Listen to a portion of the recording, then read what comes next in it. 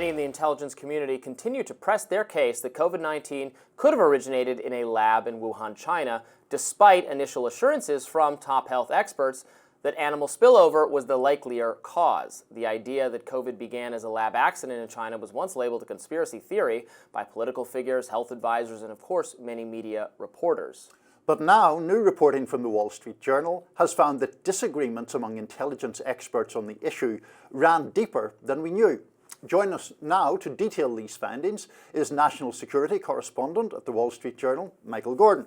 Michael is a co-author of this report. Michael, thanks for joining us. Yeah, glad to be here. So it's really a great story. I'd encourage people to read it for themselves. But basically, to try to sort of recap this and allow you to talk more about it. Two theories about the origins of COVID, one being that it jumped from animals to humans, the other being the lab leak theory. In 2021, President Biden asks for a probe into the origins of this with a 90-day time frame. And several intelligence agencies favor the idea that it jumped from animals, and the FBI favors the other idea of a lab leak. It seems like the FBI had some difficulty getting a hearing for that view from your story. Is that a fair characterization? Well, what was, I think, significant about the story I did with colleague Warren Strobel was that we got the former FBI senior scientist, Jason Bannon, to speak on the record about this intelligence community investigation for the first time. And it's really the first time that a figure who is involved in this intelligence investigation has spoken on the record about what happened, although he confined his comments to unclassified aspects of it. But what happened was once the intelligence community investigation commenced, the FBI was part of it, as was the Energy Department, CIA, and other agencies. It was a participant in the review, but it didn't really control the report. The report was basically drafted by Avril Haines' office, which is the Director of National Intelligence. It was drafted by the NIO, the National Intelligence Officer for WMD. And, the FBI feels that, at least participants in the review, that not all of their arguments received the weight they should have in the final document. Yeah, it's an interesting situation where you have these several intelligence agencies and there's disagreement between these agencies on what is the better explanation. And of course, the Energy Department has been on the same side as the FBI, the Energy Department, which does oversee many labs and lab funding domestically, is in the same category as the FBI. We've been talking on the show about this issue for so long, and I think so many people watching, want to move the ball down the court or down the field a little bit in terms of what it would take to really solidify either explanation. And of course, the Wall Street Journal is one of the places that has reported about, I think you're maybe the only or the first to report on 6 scientists at the Wuhan lab. If it could be demonstrated that people were ill with COVID at the lab prior to the outbreak at the wet market, that would be pretty much a smoking gun. Are these things that are still being looked at by the intelligence agencies actively, or is it known and classified and we're just not privy to it? Well, I think, unfortunately, the intelligence community's effort doesn't have the energy and staff resources behind it that it once did. I mean, we're talking about a virus that killed more than 1.2 million Americans, more than 7 million worldwide.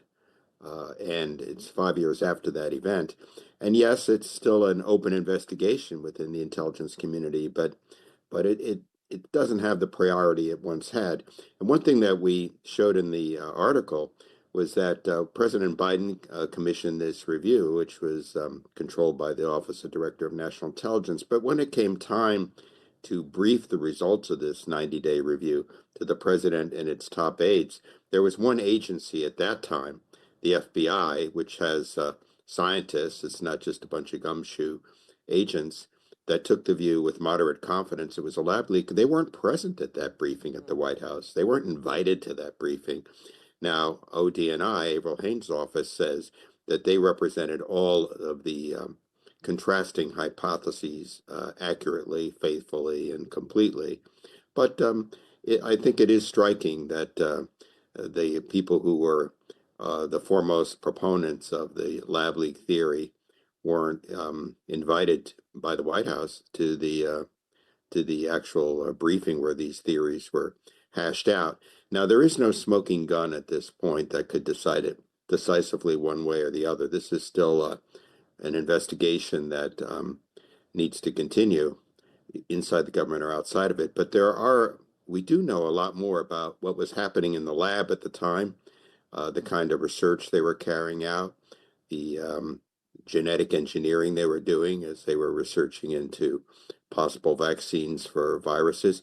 And another factor is there's an absence of evidence on the other side. You know, the other side holds that the virus leapt from a bat to an animal host to a human being. Well, 5 years later, not a single animal, not one, has been identified as being a host animal, which one would expect over, that period of time. Also, the FBI analysis suggests, not everyone agrees with this, but it suggests that the virus arose in southwest China, in a particular area where bats are prevalent. And there were no cases found between southwest China and Wuhan, not one. And you would expect, according to the FBI analysis, that if it arose naturally, you'd find cases in the wet markets in that part of China where hundreds of millions of people reside. And just to knit that point together with another element of your report, you mentioned, of course, the FBI analysis and the FBI, former FBI now scientist who spoke on the record with you. But in addition to that, you mentioned this issue where there were three scientists with a group that is sort of under the umbrella of the DIA, the Defense Intelligence Agency. And they had concluded, according to your reporting, that, well, essentially that the lab leak theory was more likely. But just talk me through that element of their analysis was not included in the official DIA findings about the origins of COVID. Do I have that correct? You do. What we now know is there's a lot of churn within the intelligence community, more than people realized at the time. So first we have the FBI view, and then later the Energy Department, which, as you point out, includes the national laboratories, also comes to the conclusion that it's a lab leak, although with low confidence. And they came through it through a different process of reasoning than the FBI, but they came to that conclusion. That's now a matter of public record. My colleague Warren Strobel and I broke that story, but it's now a matter of public record. Director Ray even went on television and acknowledged it. But it also emerges that there's something called the National Center for Medical Intelligence. And these are experts with PhDs, a lot of them either active duty or reservists in the military, who investigate medical issues that could endanger service personnel. They have a big interest in epidemics and pandemics. And three of those scientists who we name in the article did a scientific study, a genomic analysis, and they concluded that the virus was manipulated in the lab in a process to make it more infectious called gain of function, probably with an eye, even though they didn't extrapolate as to why, but probably to try to develop a vaccine, not necessarily for nefarious purposes. And they had enormous difficulty getting their work reviewed by their own parent agency, which is the Defense Intelligence Agency. And one of the things we point out in this article is the Defense Intelligence Agency took the view that the virus arose naturally, yet its principal component on these issues, the National Center for Medical Intelligence, took the opposite view.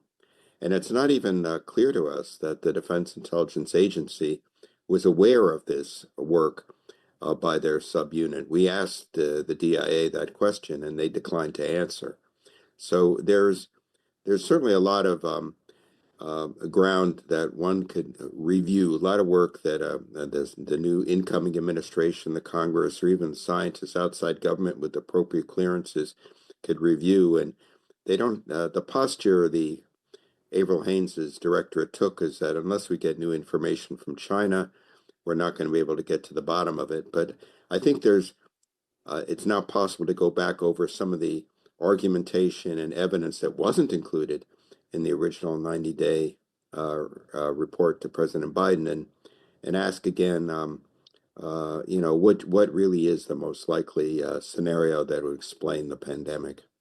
As you mentioned, millions dead from COVID. It would seem just a matter of pivotal national security, global security for the human race to really get to the bottom of what happened and make sure we can prevent it and stop it from happening again. Either way, if it's because of unsafe animal conditions in storage, I'd want that addressed, or if it was because of what kind of research we're funding in labs, I want that addressed. It's not, it doesn't need to be politicized at all. So it's crazy that we've had this level of difficulty or contentment, not knowing for certain. Thank you so much for your reporting. We really appreciate it. It's terrific, and we enjoyed having you on.